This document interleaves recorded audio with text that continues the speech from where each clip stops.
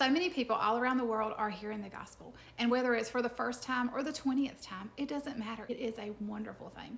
But what should we as Christians be doing with that? Yes, we should be sharing the gospel. We should be living out the gospel in our daily lives. But one of the best things that we can do for these folks is pray for them, pray for their heart. This morning I was in Luke 8 where Jesus shares with us the parable of the sower. Jesus tells us that the word of God or the gospel is like a seed sown in various environments.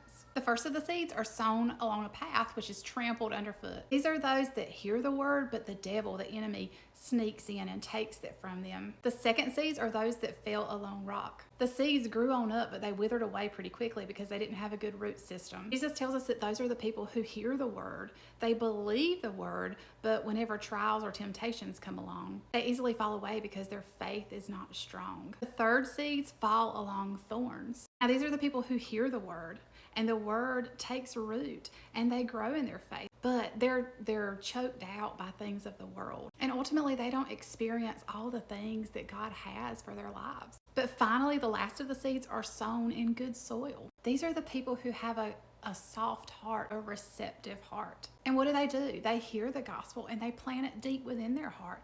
They believe it. These are the people who, as they believe, they give their heart over to God.